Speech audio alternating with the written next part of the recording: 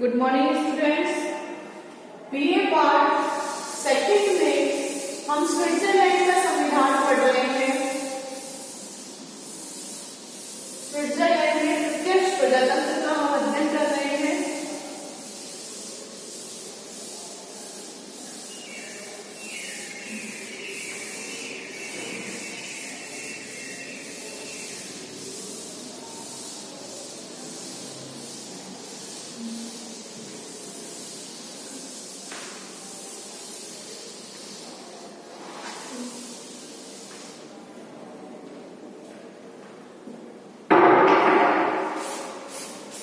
Switzerland में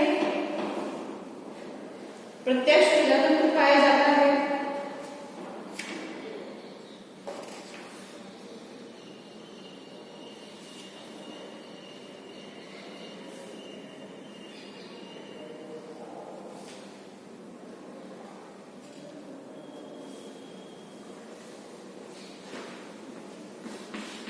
Swiss संविधान के अंतर्गत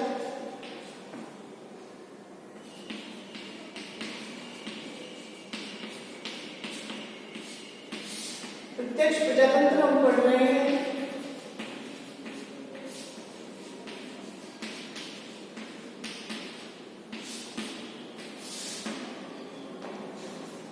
तो हमने कैंटनों में और केंद्र में प्रत्यक्ष प्रजातंत्र की जो पद्धतियां हैं, जैसे कि लोकसभाएं हैं, जनमत संग्रह है या आरंभक है, उन सभी को पढ़ लिया है।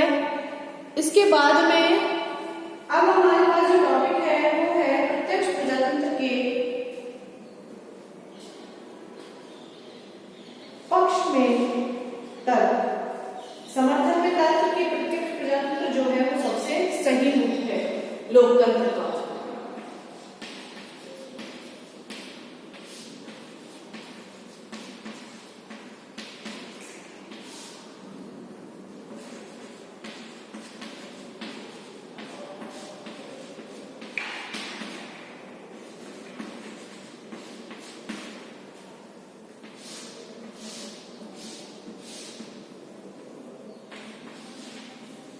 पहला है इसमें लोकतंत्र का विशुद्धतम रूप।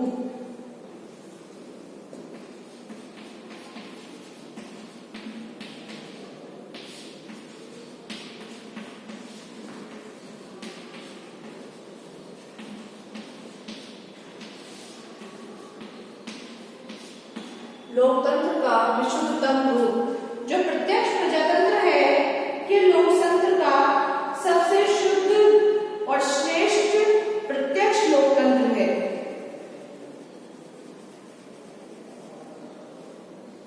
किसी भी देश में लोकतंत्र जो है वो प्रत्यक्ष होना एक वरदान है। अप्रत्यक्ष लोकतंत्र इसीलिए तो अपनाया जाता है कि वर्तमान में प्रत्यक्ष लोकतंत्र जो है वो संभव नहीं है, क्योंकि प्रत्यक्ष लोकतंत्र जो प्रणाली है इसमें जनता जो है वो सीधे जुड़ी हुई रहती है। जनता का सीधा समर्थन प्राप्त होता है, सीधे सुझाव प्राप्त होते हैं। इसीलिए ये सबसे विशुद्धतम यानी शुद्ध रूप में है और ये हर जगह अपनाना चाहिए, लेकिन इसे नहीं अपनाया जाता है क्योंकि वर्तमान में ये संभव नहीं है हर जगह। बड़े राज्यों में तो बिल्कुल नहीं है। दूसरा है सरकार के उत्तरदायित्व में वृद्धि।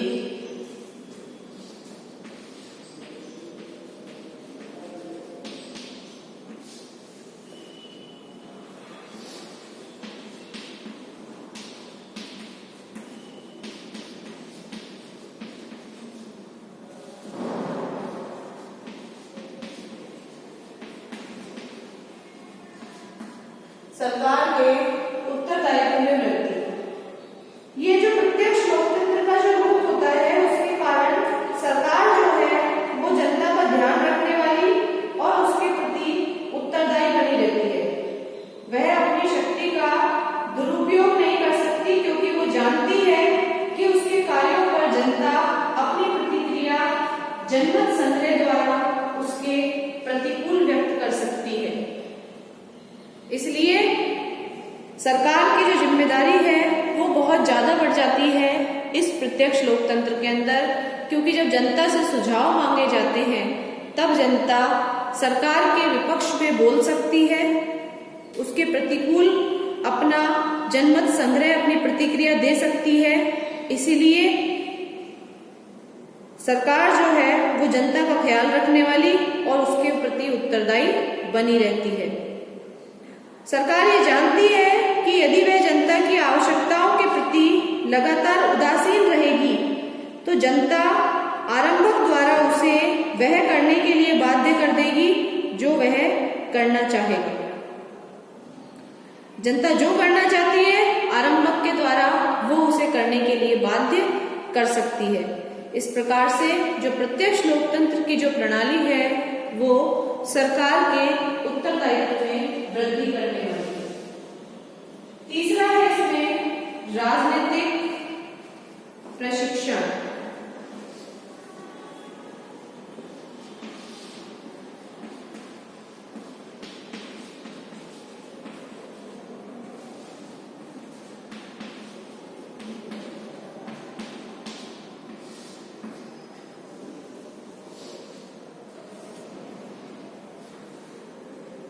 प्रत्यक्ष लोकतंत्र जो है वो राजनीतिक शिक्षा का सर्वश्रेष्ठ साधन है। सभी नागरिक जो है वो देश के शासन और उसके कार्यों में रुचि लेते हैं। वे सार्वजनिक विषयों पर विचार विमर्श और वाद विवाद करते हैं। वे सभी महत्वपूर्ण विषयों पर हर संभव जानकारी उपलब्ध करते हैं ताकि वे योग्यता पूर्वक जनमत संग्रह और आरंभक के अधिकारों का उपभोग कर सके। इसलिए ये जो प्रणाली है ये राजनीतिक प्रशिक्षण वाली है। जनता को और सरकार को राजनीतिक प्रशिक्षण देने वाली है। चौथा है नागरिक स्वाभिमान की भावना जागृत होना।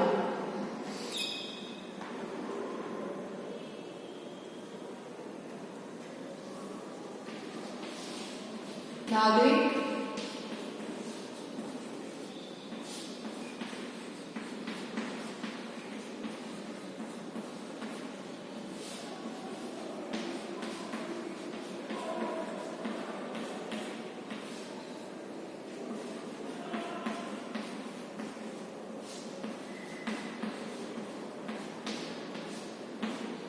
स्वाभिमान की भावना जागृत होना। ये जो प्रत्यक्ष लोकतंत्र है इसमें नागरिकों के अंदर एक आत्मगौरव और स्वाभिमान की भावना जो है वो जागृत होती है। नागरिक ये समझते हैं कि वे शासन में महत्वपूर्ण है। प्रत्येक स्विस नागरिक जो है वो अनुभव करता है कि वह और उसके देशवासी ही वास्तव में राज्य है और यह सामुदायिक भावना ही संघ की वास्तविक शक्ति है। पांचवा है विधायिका की निरंकुशता पर अंकुश, यानी कि संसद, विधायिका संसद जो है वो निरंकुश रूप से शासन नहीं कर सकती, कानून का निर्माण नहीं कर सकती है। विधायिका की निरंकुशता पर अंकुश। विधायिका के ऊपर अंकुश लगाने का जो काम है वो प्रत्यक्ष प्रजातंत्र में ही किया जाता है। जनमत संग्रह का एक लाभ ये होता है कि इसमें जो स्विस विधायिका है वो निरंकुश नहीं बन सकती। वो जानती है कि विधि निर्माण के क्षेत्र में वह कोई अंतिम संस्था नहीं है, उसके द्वारा निर्मित कानून रद्द किए जा सकते हैं।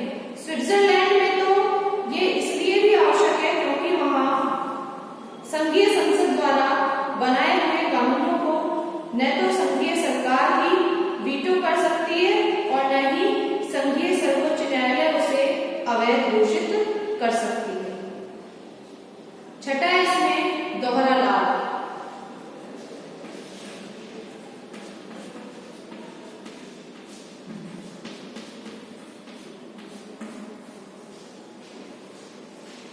जनमत संग्रह जनता के विरुद्ध विधानमंडल की निरंकुशता को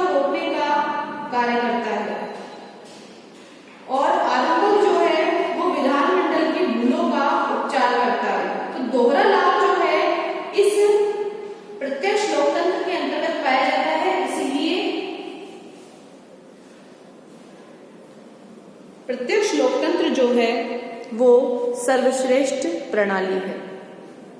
नोट कर लीजिए आप इसे। प्रत्यक्ष लोकतंत्र के पक्ष में तर्क, उसके समर्थन में तर्क हम पढ़ रहे हैं।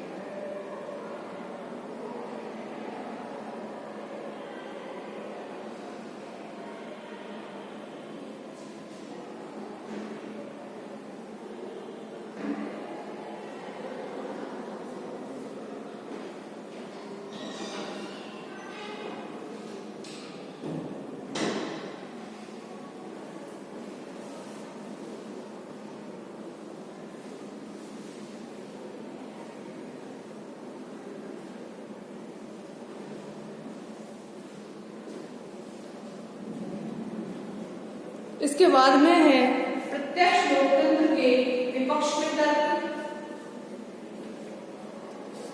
या उसके विरोध में तर्क कि प्रत्यक्ष लोकतंत्र सही नहीं है।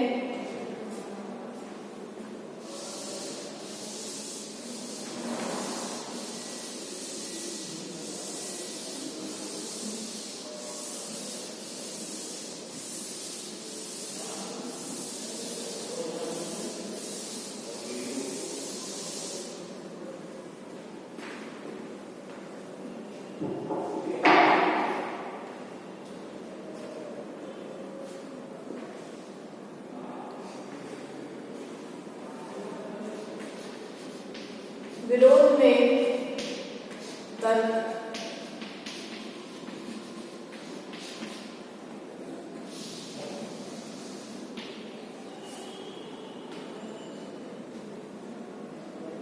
पहला है व्यवस्थापिका का गौण स्थान होना।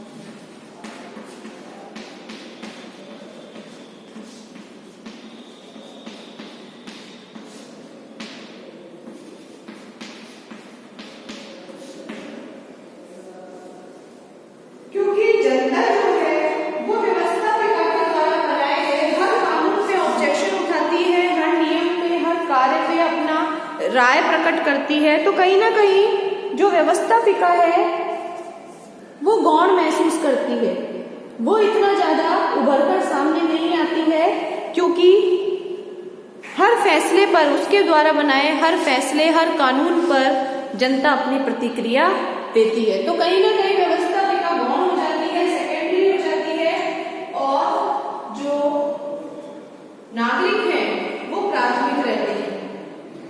प्रत्यक्ष लोकतंत्र की व्यवस्था से व्यवस्थापिका के सम्मान व उत्तरदायित्व की भावना को धक्का लगता है। व्यवस्थापिका का जो स्थान है वो गौण हो जाता है, वह प्रभु सत्तावान नहीं रहती। अतः एक और वह अपने अस्तित्व को नहीं समझती, तो दूसरी ओर वह लापरवाह बनती है। जनमत संग्रह की तलवार सदैव उसके ऊपर लटकती रहती है, अतः वह साहसपूर्वक अपना कार्य नहीं कर सकती। उसका दृष्टिकोण ये बन जाता है कि जनता स्वयं ही आवश्यक कार्य कर लेगी। पांचवा, दूसरा इसमें प्रत्यक्ष लोकतंत्र से शासन में विलंब होता है।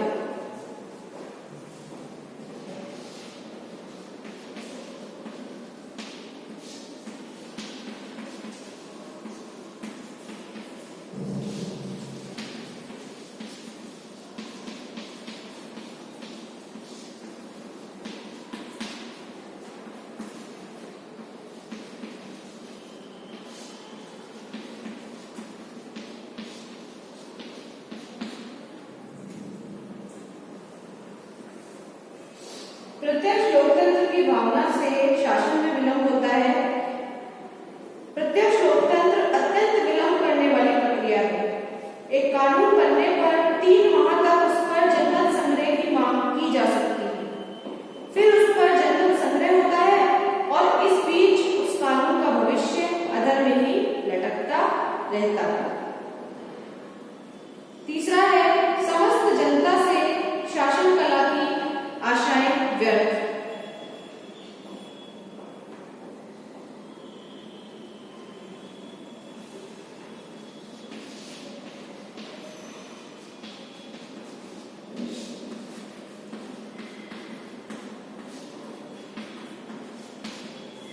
समस्त जनता से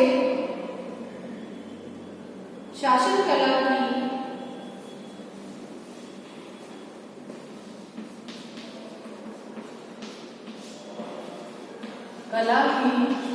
आशाएं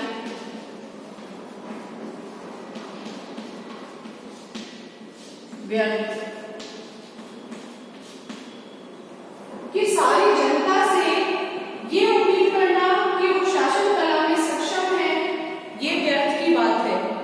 सारी जनता शासन कला में पारंगत नहीं हो सकती है। जनता के अंदर एक वर्ग ऐसा भी होता है जो कि अपने दिमाग से इतना नहीं सोच पाता है और वो शासन में भाग नहीं ले पाता। शासन की जो समस्याएं होती हैं वो बड़ी पेचीदा होती हैं, बहुत तकनीकी होती है और साधारण जनता जो होती है वो उसे समझने के लिए या उन पर मत प्रकट करने की क्षमता जो है वो उसमें नहीं होती है और अपनी नासमझी के कारण वह रूढ़ि प्रिय हो जाती है। यही कारण है कि व्यंग्य के रूप में प्रत्यक्ष लोकतंत्र के विषय में यह भी कहा जाता है कि उसका अर्थ ज्ञान के स्थान पर अज्ञान तथा उत्तरदायित्व के स्थान पर अनुत्तरदायित्व को महत्व देना है। क्योंकि अगर जनता के द्वारा किसी कानून का निर्माण गलत किया गया है तो उसको उत्तरदायी कौन होगा? एक व्यक्ति समूह नहीं हो रहा है, सारी जनता को आप ब्लेम नहीं कर सकते। जबकि विधायिका के अंदर यदि कानून गलत बन रहा है तो आप उसमें किसी एक नेता को या राजनेता को, शासक को आप उत्तरदायी ठहरा सकते हैं, वो उसके लिए रेस्पॉन्सिबल होता है। लेकिन जनमत संग्रह के अंदर कोई रेस्पॉन्सिबिलिटी नहीं होती है किसी एक व्यक्ति की। अगला जो चौथा है खर्चीली प्रणाली।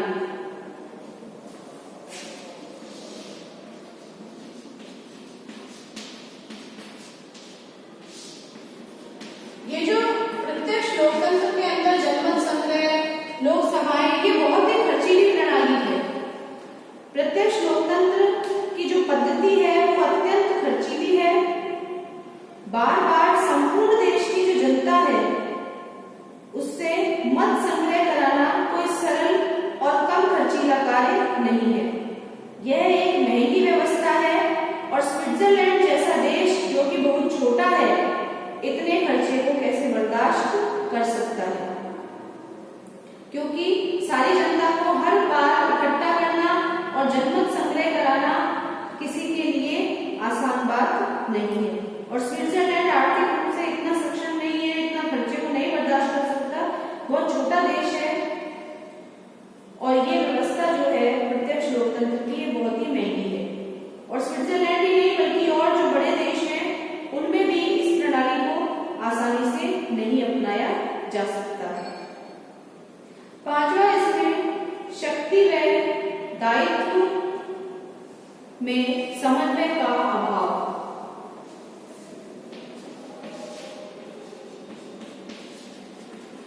शक्ति व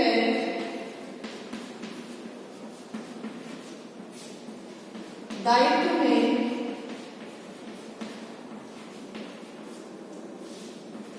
समन्वय का अभाव।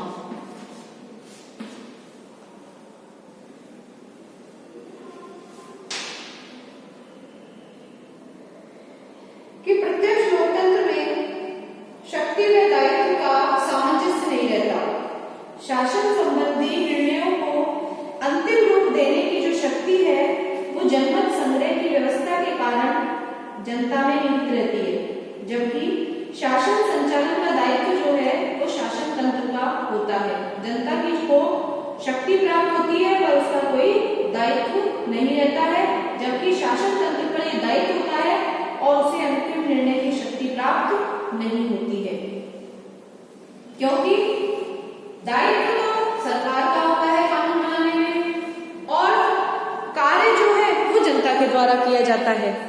तो दायित्व में और शक्ति में एक समन्वय का अभाव है कि जिसका दायित्व है शक्ति भी उसी के पास होनी चाहिए, कानून उसी के द्वारा बनाए जाने चाहिए, लेकिन ऐसा नहीं होता है। कानून जनता के द्वारा बनाए जाते हैं और दायित्व इसमें सरकार का या शासन का माना जाता है, जो कि गलत है। अगला इसमें विधेयक का प्रारूप बनाना सरल नहीं।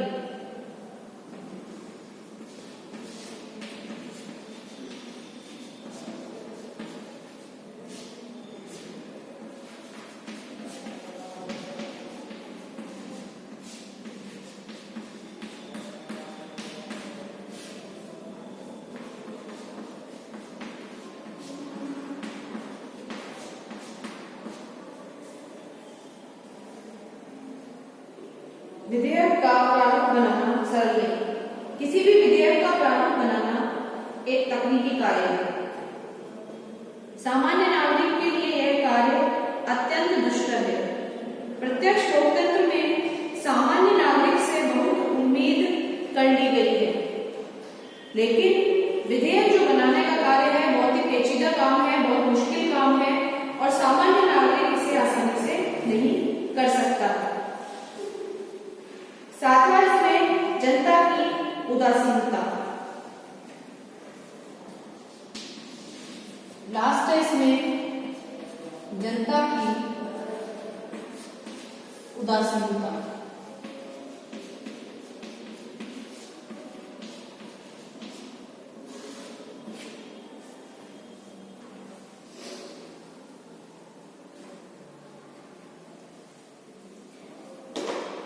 प्रत्यक्ष लोकतंत्र जो है वो जनता में चुनाव के प्रति उदासीनता उत्पन्न कर देता है।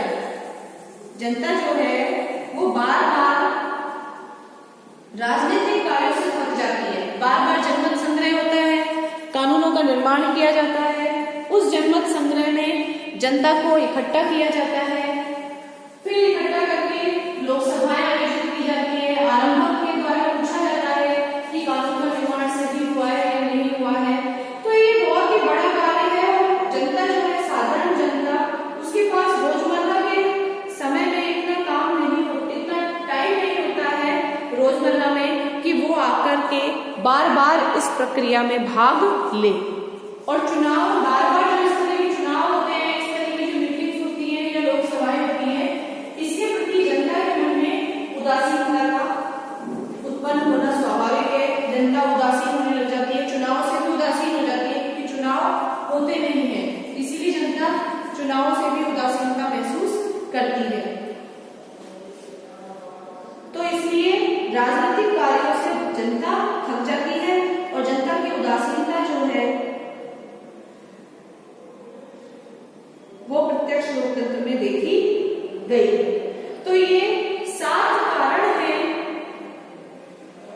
प्रत्यक्ष प्रजातंत्र के विरोध में तर्क देने के कि व्यवस्थापिका का गौण स्थान होना, दूसरा है प्रत्यक्ष लोकतंत्र से शासन में विलंब होता है, तीसरा है समस्त जनता से शासन कला की आशाएं व्यर्थ है, चौथा है खर्चीली प्रणाली है, पांचवा है शक्ति व दायित्व में समन्वय का अभाव है, छठा है विधेयक का प्रारूप बनाना सरल नहीं है, ये बहुत ही पेचीदा काम है और साधारण जनता जो है उसे आसानी से नहीं कर पाती है। सातवां है इसमें जनता की उदासीनता। जनता जो है वो बार बार के जो कार्य हैं, राजनीतिक कार्य, उनसे जनता के मन में उदासीनता का भाव आ जाता है। इसीलिए ये इसके विरोध में तर्क है। स्विट्जरलैंड में जिस प्रकार के प्रत्यक्ष लोकतंत्र की व्यवस्था है उसकी प्रशंसा व आलोचना जो है वो सैद्धांतिक और व्यवहारिक दृष्टि से ही की गई है। प्रत्यक्ष लोकतंत्र के बारे में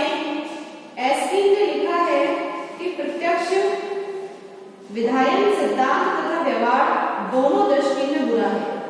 इसमें ज्ञान की अपेक्षा अज्ञान और उत्तरदायित्व की अपेक्षा अनुत्तरदायित्व को अधिक महत्व दिया जाता है,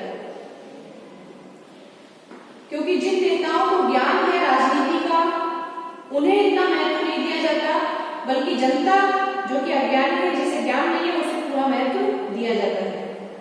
प्रत्यक्ष लोकतंत्र के दोषों के बावजूद वस्तुस्थिति ये है कि स्विट्जरलैंड की जो व्यवस्था है वो वहां की जनता के लिए एक वरदान है।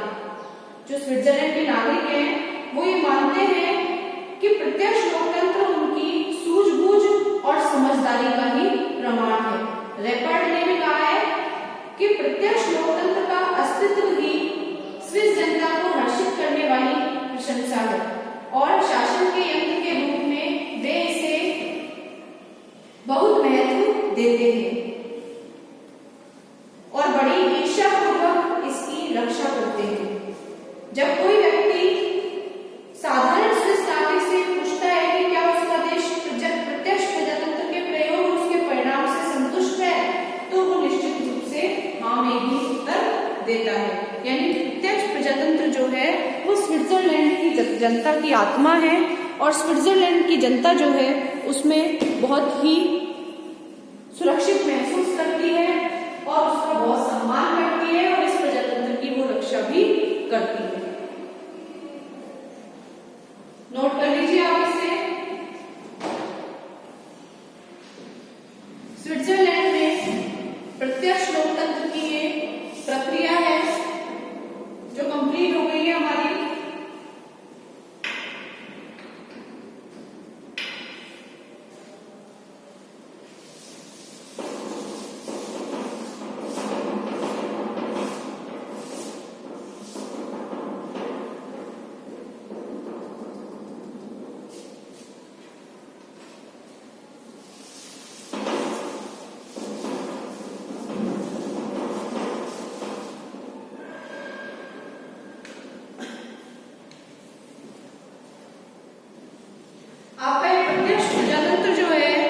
वो यहाँ पर कंप्लीट होता है स्विट्जरलैंड के संविधान में और आपके मोस्टली इसमें क्वेश्चन आता है, बड़ा क्वेश्चन 20 नंबर का।